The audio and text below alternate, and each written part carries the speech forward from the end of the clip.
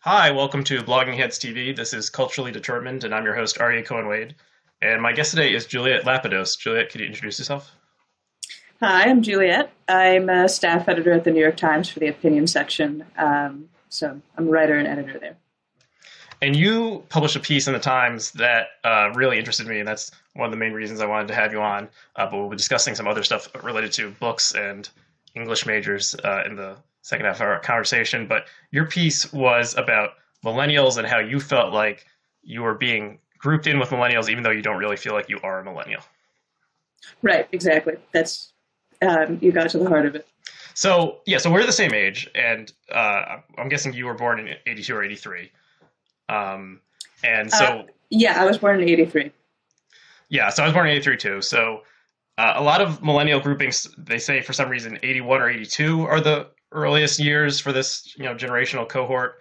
And you had a listing of going up to 1997. I've seen 2000 being an endpoint. So that's a pretty big span. But so we're on the we're the older millennials, the more Right. experienced millennials. And so why do you think why does this label millennial not appeal to you? Why do you think it doesn't really identify yourself? Well, I should say part of the reason I wrote the piece is because I didn't realize I was a millennial or that I was categorized as a millennial until recently, and that I was very shocked when I You're a found out that millennial I and fit you into didn't that category. a millennial and you didn't even know it. Right, I didn't even know it. Had no idea. I guess I hadn't spent a lot of time thinking about what generation I was supposed to belong to. I think that at one point, for my birth year, I would have been called something like Generation Y, which was obviously a placeholder, just the next letter after Generation X. There isn't always a lot of originality that goes into these things. Right. But when all those articles started coming out about what the millennial generation was like a few years ago, it never occurred to me that I was, one of a member of the cohort that they were talking about. I just thought I was definitely older than those people. It had nothing to do with me. In Okay, part so because did you think you were a Gen Yer or a Gen Xer, or you just didn't categorize yourself in that way at all? I hadn't really thought about it. I guess if I had been asked to guess, I would have said Gen X or Gen Y or something. Hmm. I hadn't put a lot of thought into it. I guess Gen X seems like a slightly strange label to me too, because I associate that with like Reality Bites, which is a movie that I watched when I was a little kid, and so those people feel a little too old for me. Yeah. But it makes a little more sense to me than being a millennial does. But yeah, like I said, when I saw the starting birth date as 1981, I was really surprised, and I just thought I had no idea I was supposed to be in this group that everybody's talking about. Right. So maybe you're just an individual kind of iconoclast and you're uncategorizable. Yeah, so I definitely don't think we are Generation X. That seems older, Mm-hmm. maybe 10 or so years older than us. When I was, in the early days of the internet, and then we'll kind of talk about that as, social media seems to be a marker of millennials and being a digital Mm-hmm. native. I remember reading of something that was passed around, this is in the pre-social media era, called Child of the '80s. And I remember reading that and kind of thinking like I did kind of identify with some of it, but like there's also stuff about like watching the Challenger disaster like in your classroom. So we were too young for that kind of stuff. So we were like, we were small children during the '80s and came of age during the Clinton administration. But yeah, so there's a lot of things that so we are like the oldest millennials, and obviously these groupings are made up.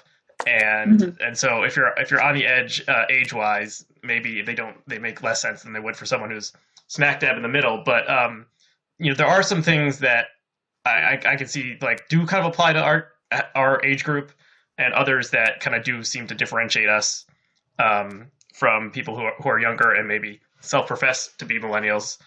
So there's one thing I just wanted to note, and there was one thing that's weird about millennials is there's so much media coverage of them, and a lot of it Right. is older people trying to figure out these wacky millennials, and like Mm-hmm. there's all these articles about like millennials in the workplace, and how they they interact with people in a different way. And some of these I can kind of see some commonalities with my experience, and others I can't. But there's been a series in my local paper here, in Rochester, New York, the Democratic Chronicle, and there was an article about local cultural institutions trying to reach millennials. And so they were talking about the art gallery here in Rochester called the Memorial Art Gallery.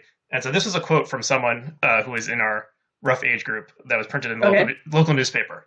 How do we find more of a way to personalize the experience at the art gallery? My millennial generation experiences the world through our mobile phones, and we like to take that into account as he, talking about the director, imagines the future of the art gallery. So this just made me laugh so much that I remembered it. Like, just saying, Yeah. my millennial generation seems so alien to like anyone I know. But I mean, that's a real person, said that and self-identifies as a millennial. So what do you think Well, are that like the differences guy here? has lots of problems, I think. But well, the reason I thought it was worth writing about and that it was a little bit different than anybody saying, well, I don't see myself in these generalizations, was because, as I said in my piece, it seems like there are three big events that characterize that age group, or that, and those are the revolution in digital technology and personal computing Mm-hmm. / the internet, the recession that started in 2008, and 9/11. I actually didn't mention 9/11 in my piece because it was getting too long, but those three things are just really seminal events.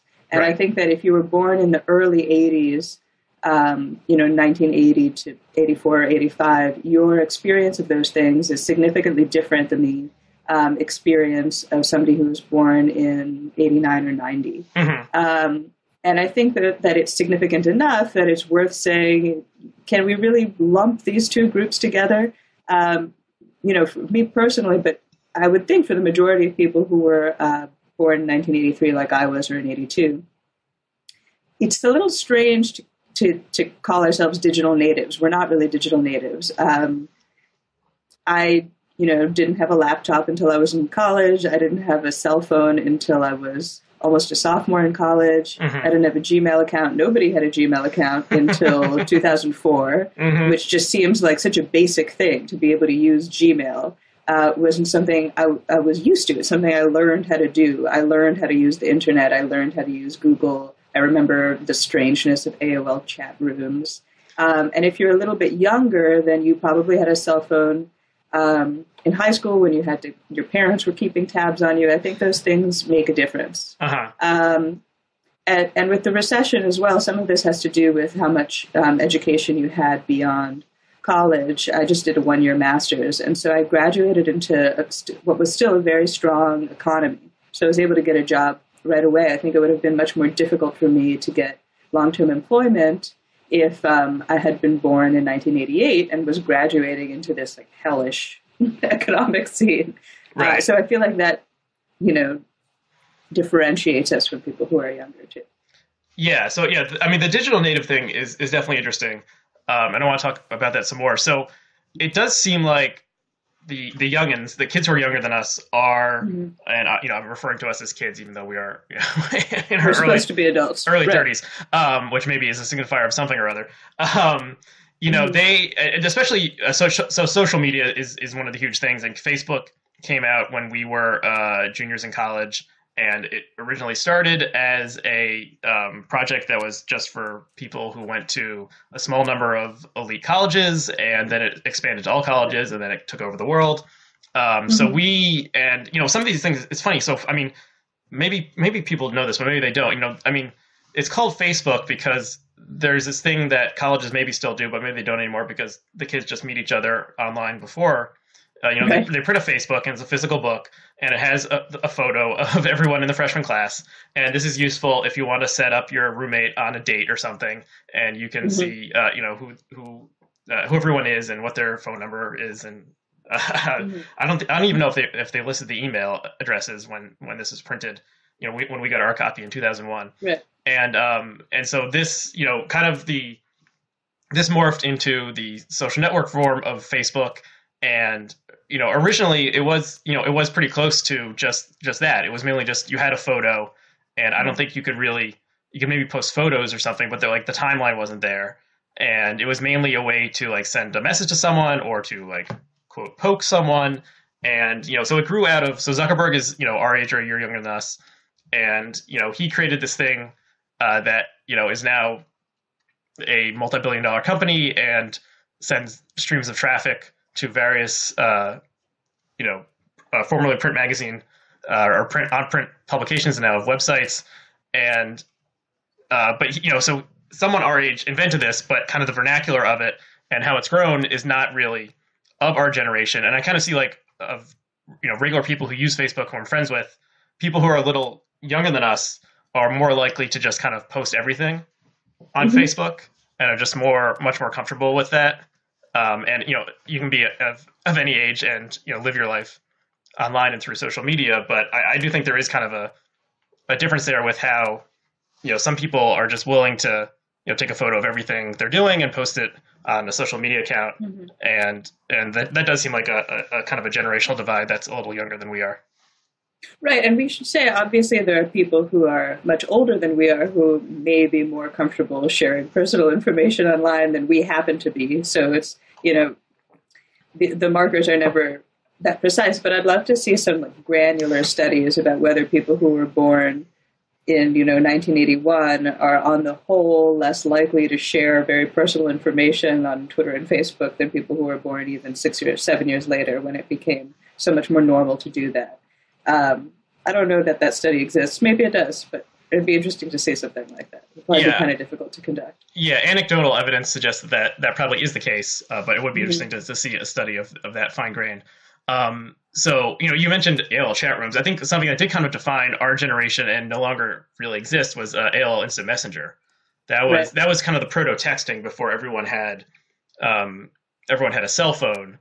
And I guess, that kind of still exists with GChat. And I guess, I'm sure AOL Instant Messenger still exists in some respect, but, I feel like that is kind of a generational marker that was only in use for maybe about 5 years and then went out once everyone got a cell phone. And I'm sure kids who are, people who are, like 25 now probably have no experience at all of AIM, as we used to call it. So I just want to talk a little bit about, the kind of, so like the larger world events that define our generation. So, I mean, 9/11 is the big one. I would say that's a bigger one than the recession, at least for people our age. And 9/11 happened when we were like our second week of college. And I mean, how do you think that, how old you were when in 2001, how do you think that kind of shapes a generational difference? Well, I think part of it for me, I should say I'm from New York. And so the fact that I was not in New York when 9/11 happened was personally significant for me because I was in Wade College. But I also feel like my personality and my political beliefs were really shaped by the pre-9/11 world. That by the time 9/11 happened, I was already in college and I already had political beliefs, and I already had a sense of how the world worked, which turned out to be wrong.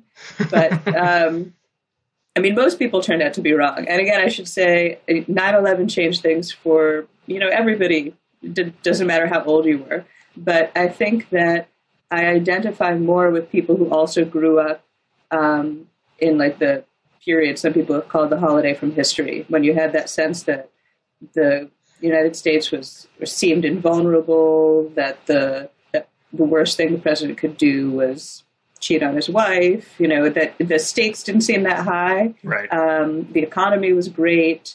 And then 9/11 happened and changed everything and changed the way people thought about that. But it's significant to me that I had my entire adolescence basically in that period. Right. And so there's kind of a rift between my adolescence and what came after. And that if I were a little bit younger, 9/11 would have been more mixed with my, my upbringing. Maybe I would be more pessimistic or something than I am now about the possibility of there being order again. Yeah, I think that's a great point, and it's kind of like, it was a punctuation mark on like the end of our childhood in a metaphorical way. And I mean, something else that is a kind of a generational divide is that people who, young people who enlisted in the Army, who are like in our age group, that maybe they enlisted, if they enlisted before 9/11, suddenly their life, their immediate like life circumstances were very different because of the invasions of Afghanistan. Right, they didn't know Iraq. what they were getting into. Yeah. Right. Yeah. So kind of military service was a kind of, career option for people in our, year in school who kind of, if they, if they didn't get into college, didn't want to go to college, but didn't immediately want to get a job, they could listen to the military. It just seemed like basically a safe thing to do. And there were no wars on the horizon, and that immediately changed. So what about the recession? The Bush economy of the mid-aughts, it was okay, but it wasn't like a booming economy, I would say. And it also was built on like a house of cards, as was seen in the... It was a house of... it turned out to be a house of cards, but I don't think that was like the lived experience of it. Again, this might be very individual, but when I was a senior, I think most people I knew were very confident that they would be able to find employment. And when I talk to people younger than I am, who were seniors in 2008, 2009, that changed very rapidly. That suddenly it was a very real possibility that you would have years of trying to find work and not being able to find work to no fault of your own. Right. And I didn't get that kind of pessimism from our classmates. They kind of thought, yeah, you graduate and you find some kind of job. Go to law school first, whatever. Mm-hmm. And people made their decisions about their careers and whether or not they went for a higher degree with this relative confidence that things were well. You're right. It wasn't like 1996 when things were even better. But I think people had a high degree of confidence that they were going to find employment and the economy was pretty good. Mm-hmm. Right. So a lot of this is individual experience. I remember right after graduating, I had a difficult time finding a full-time job. And I remember talking with some of my friends saying, if we had only been like 6 or 7 years older, we would have graduated and would have been like the tech bubble, and we all would have gotten jobs, and we would have, if we were smart, we would have cashed out, and then life would have been simpler. But that didn't happen, and it's not like so there wasn't like kind of a cash out moment or like a young billionaire moment, because the wealth was in these like subprime mortgages and real estate stuff that was like built on sand. Yeah, we were too young to get involved in the subprime mortgages. Right. Although it's possible that some people our age in other parts of the country, would have taken out a mortgage that it turns out they couldn't actually afford. I think that is another difference about how expensive it is to own a home, and whether you... I think for people a couple years older than us, and this is different if you live in New York City versus somewhere else in the country, if you bought a home in 2007 and you were like 25, and then suddenly the economy crashed, then like you had much different problems than someone a couple of years younger who wouldn't have been in the position to buy a house. Yeah. No, you're right, of course, that it's just different people experience these things different ways. And one individual born in 1989 might have more in common with someone born in 1980 in terms of their situations than another person born in 89. And we know that. But it still seems significant to me that the real crash came a few years after we graduated. So we were done with college. So we did have experience in the workforce. And even if it wasn't the best economic situation, it was far better than it became a few years later. There was just that huge crash, and the people our age had a fairly good chance of already having obtained a job. If you graduated in 2005, you had 3 years. Mm-hmm. Could have graduated from law school if you went directly. Or if you were born in 1981, also technically a millennial, that's 5 years between when you graduate from college, if you're on like a normal 4-year track, and when Lehman Brothers went bankrupt. And I just think that makes you different. Yeah, that does make sense to me. So, so before we move on to another topic, do you have a term that you would refer to us if we're not millennials? Like, what are we? I was thinking pre-lennials. Pre-lennials. Yeah, part of it is, I think it's the same old complaint I heard from so many people who are baby boomers and who are like, I really never felt like a baby boomer because I was so young during the summer of love or whatever, whatever their complaint was. And I don't know what it is. Honestly, I feel kind of Gen X, maybe because I have an older sister, and so I feel like a lot of my cultural habits and my outlook was informed by her. She was born in 1979, so definitely Gen X. And so that feels a little more natural to me. But I think other people might go, no, I have nothing in common with those people. But so if I had to pick between Gen X and Millennial, I'd say I sort of feel more Gen X. Right. Because the internet still felt like something new. But what I mean, do you want to try to bring Gen Y back? Or Gen Y, as kind of a slight, I feel like we're like a bridge interpreter generation. We can like explain the internet to old people and remind younger people that it's like this weird thing, and maybe they shouldn't post naked pictures on Facebook. Okay, I like that. That's our role in the world. Yeah, I think that's a very positive spin on it. We have the wisdom to give to the younger people. Yeah, I mean, I think if you've we're not digital natives, but we certainly grew up using computers, and kind of we have that basic kind of syntax of like how to navigate a website, or how to like if there's a basic computer problem, how to figure it out ourselves that people who are 10 years older than us don't have. I kind of like pre-lennial. I think that pre-lennial is good. We have that crucial experience of helping our parents and grandparents learn how to turn on and off computers, which is just like, push that button. People younger than us, they may not have that experience. Right. Yeah. Well, you're talking about bridge reminded me of course, Bill Clinton's bridge to the 21st century. Right. And we came of age right around the turning of the 21st century. Maybe that's why I had that word in mind. Or Clinton influenced. So why don't we go on to a different topic, and it's one I wanted to ask you about. So it kind of relates strongly to what we were just talking about. So you and I were both English majors at the same well-regarded Northeastern University, and I was thinking about recently, like, if I had to do it again, would I still be an English major? Or if there was like a 19-year-old who was in college who was about to declare his major and he asked me, should I be an English major? Should I do something else? Like, what would I tell him? And like, I didn't really know what the answer was to that. So, I mean, what do you think of that? And like, are you glad that you were an English major? Do you have any English major regrets? I have to say I'm really glad I was a comp lit major, actually. Oh, okay. So even more obscure. Very similar, even more obscure. Right, I took some Latin classes. I am extremely glad I did that. I have no regrets. I think a lot of it has to do with what you think you might want to do after college. I'm not going to pretend it doesn't matter what you want to do after college and that literature is so wonderful that you should do it no matter what, because I understand that people have different economic situations and different desires for what to do with their career. And I don't think that it's necessarily relevant for everything. I think it's a great thing to study. Mm-hmm. But I'm not going to pretend that being an English major is definitely the best way to become a neurosurgeon. If that's what that's what you want to do. But Proust was a neurosurgeon. I thought I read that somewhere. Oh, right. Yeah, I heard that he knew all about that. So that's true.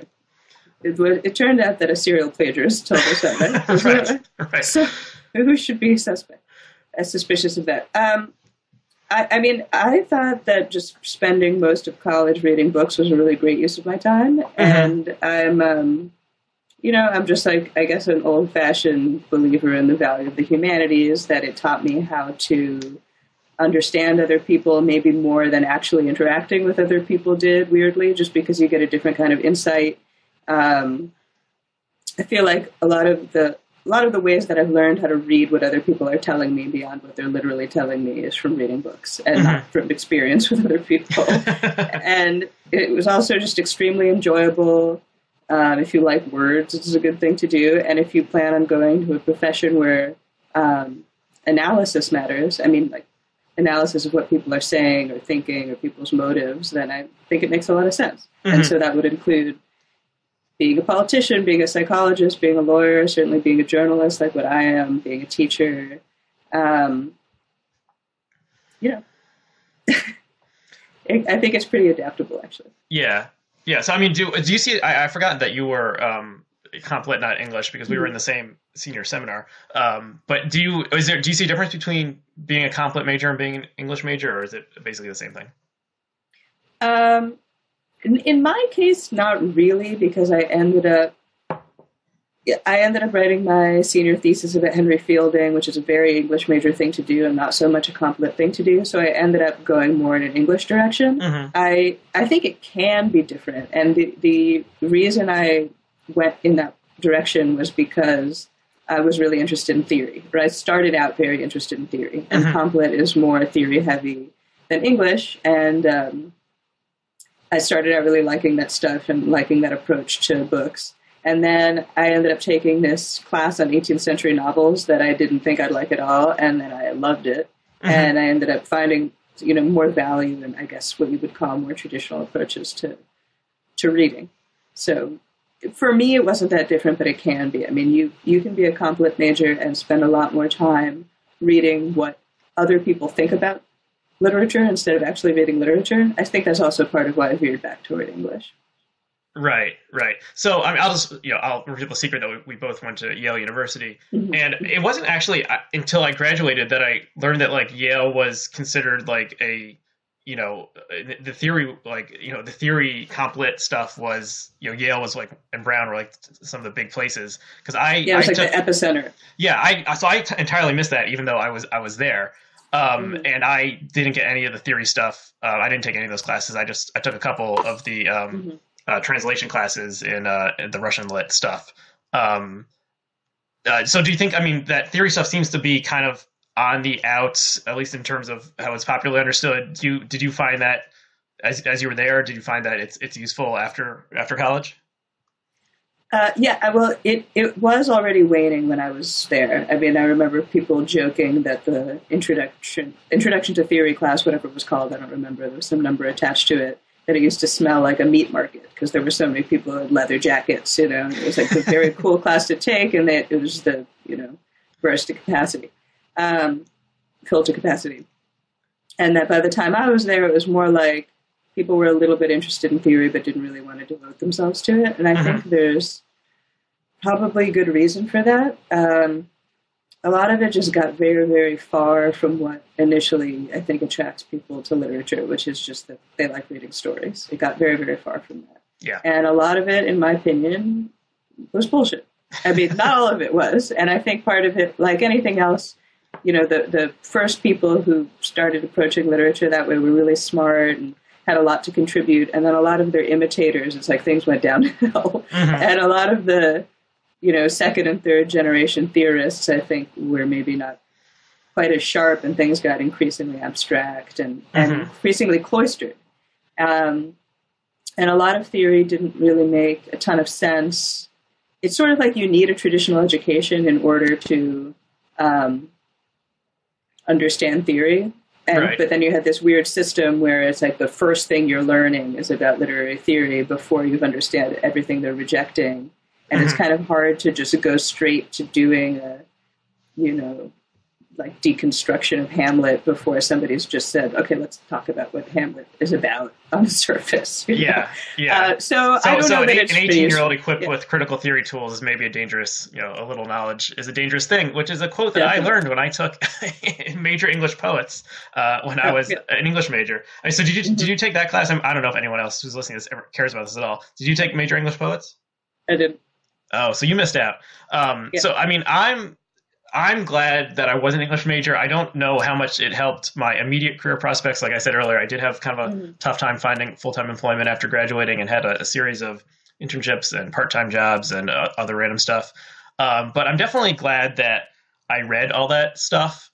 Yeah. And I don't, like, if I wasn't an English major, like, I would have never read the Canterbury Tales, and and very few people who don't read it in college, like, ever do read the Canterbury Tales. But like, I'm glad I did it. And, you can say that for a number of difficult texts that were assigned to me in college. I'm glad I did it. It's hard to imagine myself, doing it again, like the Fairy Queen. I really loved it, but I never went back and read the other parts that we didn't cover in English 120.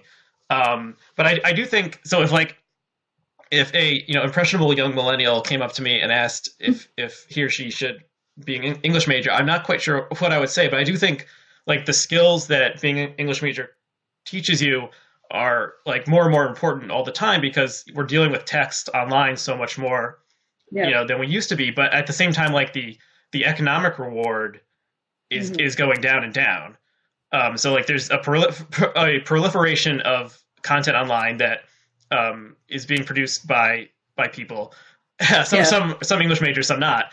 And since so many people are willing to do it for free, maybe I'm sure there are Ivy League English grads who are being paid $10 a post at like, content farm Right. websites, and that Oh sounds God. awful and Yeah. depressing. But like, like Well, but you don't.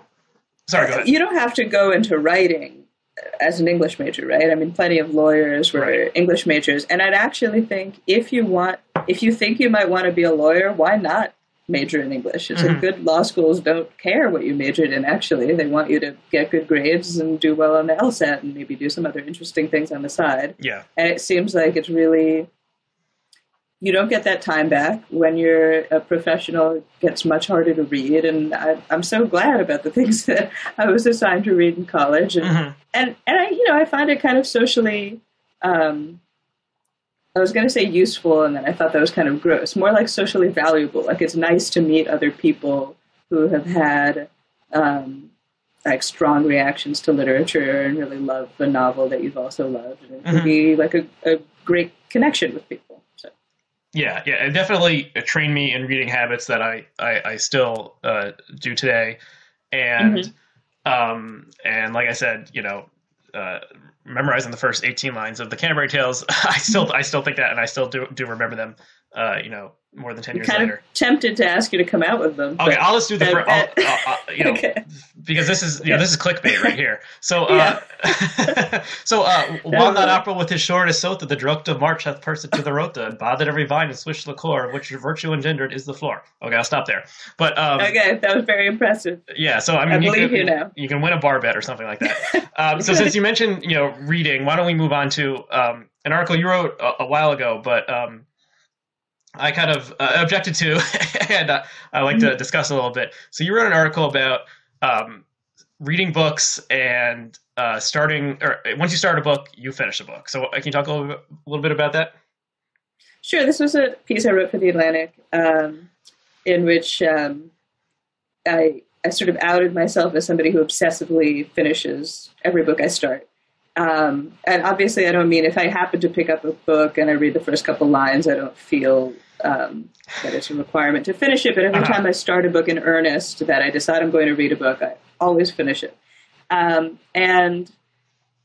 when this comes up, as it does sometimes socially, people often think I'm crazy. And part of it is just this need I have to finish what I'm starting. But I also think there are good reasons to do it. And I use this article to lay those out. And very basically, my first reason was basically an argument about pleasure, that there are a lot of books that I start reading and then it hits a dull part, or for whatever reason I'm not really into it anymore. But then if I persevere, then I've read lots of books that have just completely amazing endings after a pretty dry middle section, or just like a phenomenal scene that I'm so glad I read and that I would have missed out if I hadn't given the author some credit. And I used the example of a couple of Dickens novels and Henry James novels that these were really long-winded people, and they bore me sometimes. Yeah. But they always come through, and I'm so glad that I finished the Pickwick Papers and that I finished the Ambassadors, because they really gave me something that I could carry with me. And then the second argument was I think the more expected kind of eat your vegetables thing of just like it will help you. It's psychologically beneficial to sometimes do things that you find a little unpleasant. And that helps me in my professional life. I have to edit a lot of stuff. Maybe it's not always so good. And I kind of think, well, I finished Atonement, so I can do this. I mean, is Atonement your I didn't like Atonement. Mount Everest? That was a book that I read I thought that first 80 pages were fantastic, and I basically didn't like a sentence after that. It was not one of those books where on page 300 I thought, oh, okay, well, this was pretty good, so I'm glad I kept going. I'm not glad I kept going in the sense that I never found something else in the book that I enjoyed, but I am glad I kept going in the sense that it's like, well, I did that, so. Yeah. I feel the same way about some of these works I mentioned, War and Peace and Moby Dick. I think I made it. I read every word of Moby Dick. I didn't skim the, the whale biology parts. I read every word. So right. What can I do? Right. Yeah. You have that under your belt. And I also talked about how it's just, there's just a huge difference between being able to write 100 pages of a novel and actually finishing a novel.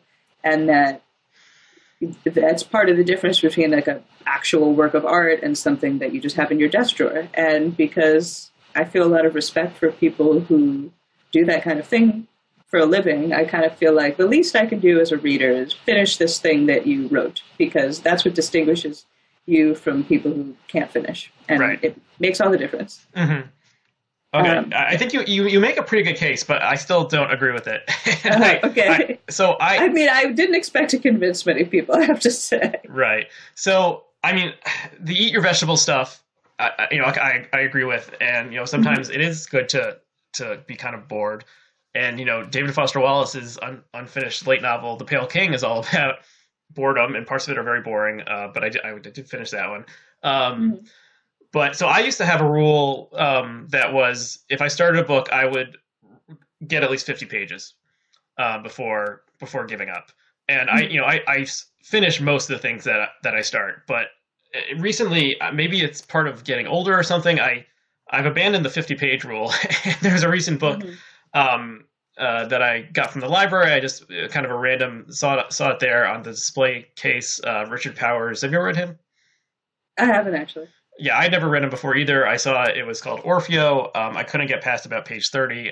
It went into another long description of a piece of classical music, and I said, "That's it. Like, forget it." Yeah. So I mean, I think it's a little different. I mean, I don't know if you are a frequent library user, but it's a little different when you buy the book versus when you just take it out of the library.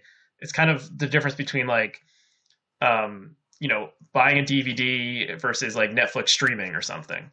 If especially a new book, if you pay $25 to $30 for it, and then you feel kind of like a chump if you stop halfway through. But a book from the library, I've made my peace with, abandoning even pretty early on, just because there's so much else. I mean, that's kind of the getting older. You see like you're never going to read everything, and so like why life is finite. Why like waste time? I haven't accepted that I'm not going to read everything. So maybe when I do.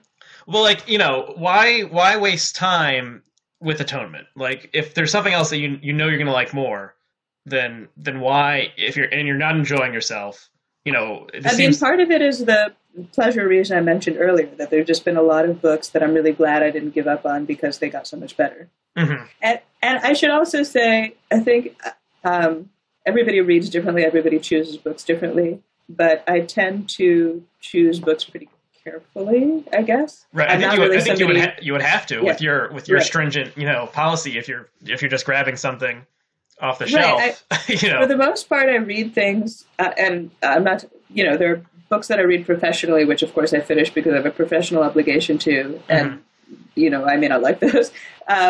But the books that I choose for pleasure, it's usually because it comes highly recommended from somebody, or because it's kind of a famous book that I've always wanted to read. Right.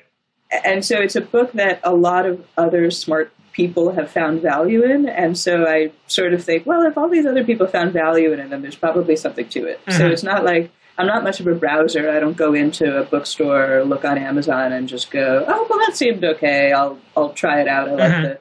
I like the story idea. I just never read like that. And if I did, I think I'd feel much less, then this would be impossible. Then I just wouldn't be able to finish everything I start. Right.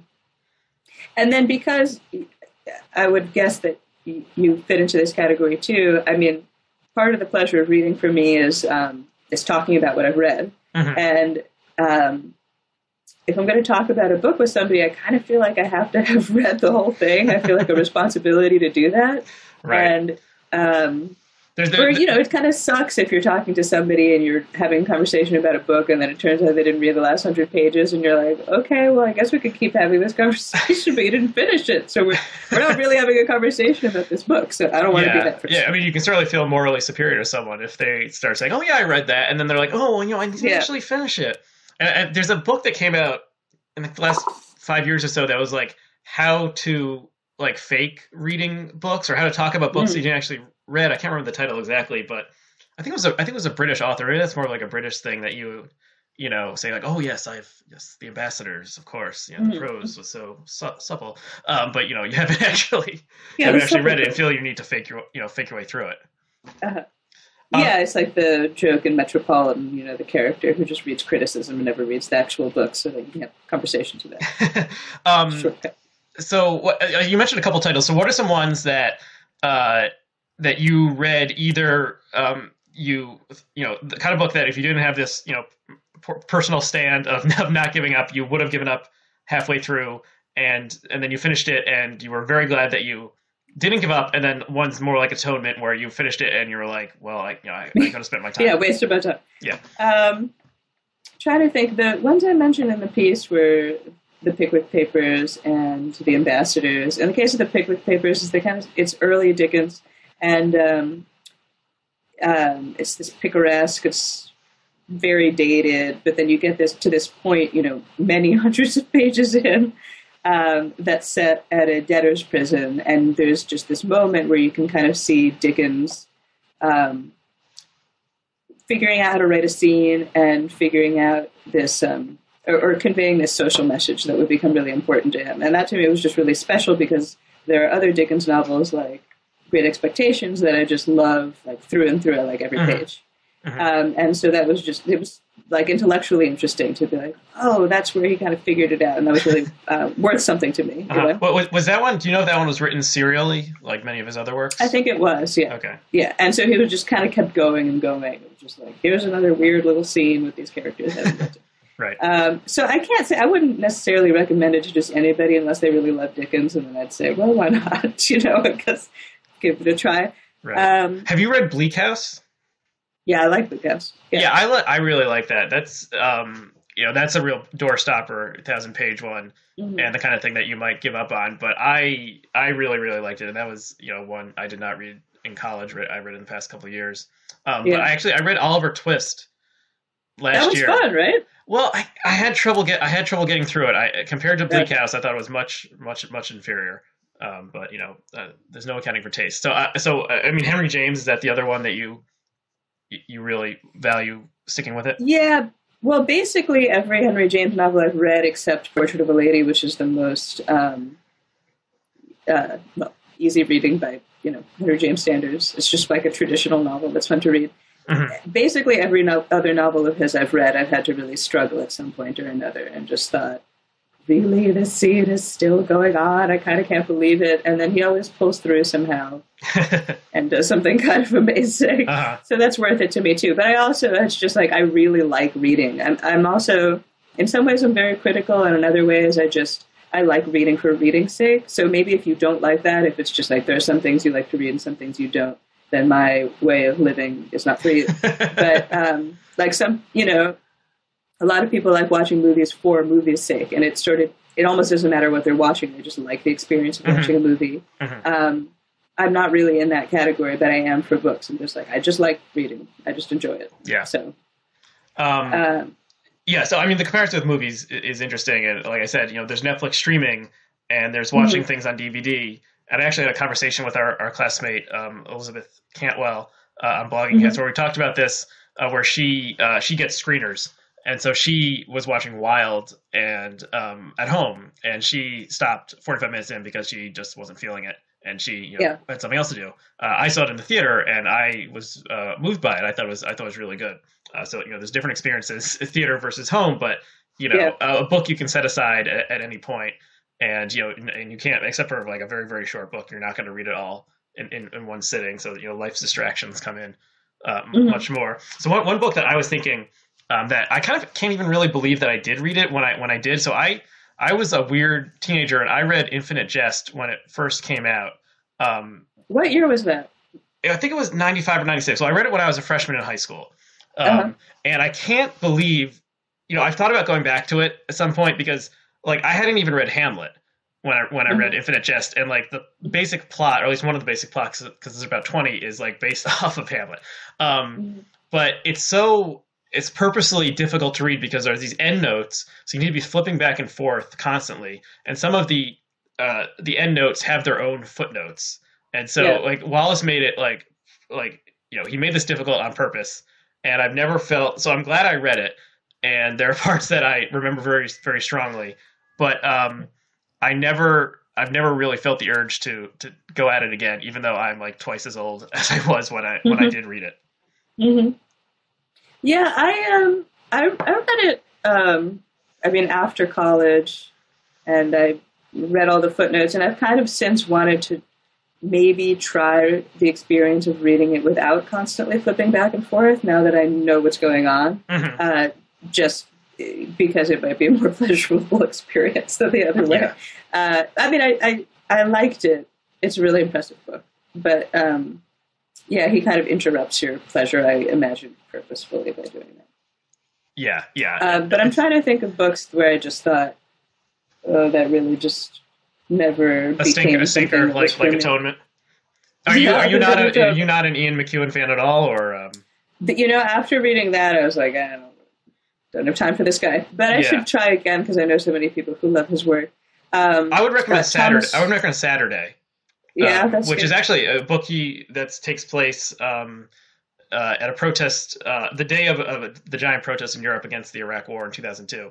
I know some people don't like it, but I actually really, really did like it, and it's not that long. It's not an epic. Like it takes place in one day.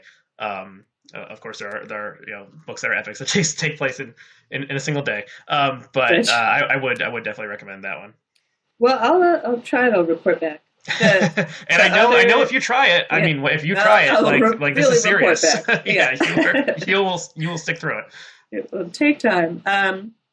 The other person I've never really been able to like is Thomas Hardy, and I've read a few of his novels, and every time I just think, oh, this is just the wrong kind of bleak. Like I don't mind pessimism, but it's almost like the inverse of a Hollywood ending. It's like bleak for the sake of being bleak. It is like I don't like Yeah, this. yeah. Yeah, The only one I read was I think Return of the Native, which I did kind of yeah, like, but I was not inspired to seek out more Thomas Hardy. And I see them like in used bookstores all the time, and I'm like, well, should I, Test of the Duberville? Should I like try yeah. it? Don't Like, do it. okay. Mm-mm. I mean, there's always something else to read. Yeah. Okay, I think we've about reached the end of our time. Is there anything else you want to say about reading books or English majors or anything like that? Major in English and buy books to keep the industry alive. Yeah, I mean that's a good reason to encourage Yes. someone to be an English major. Is we Right. need young people to be buying these books and not just sending each other sex pictures and Right. Snapchatting Yeah, each other. we need real content, not just that stuff. So yeah. Right. Okay. Well, thank you so much, Juliet. I think that this was very interesting. If anyone out there who was an English major, I hope they enjoyed it. And even if they weren't an English major, maybe they hopefully they enjoyed it too. So thank you so much for coming on, and we'll talk to Thank you again you. soon. Okay. Okay. Thanks. Bye.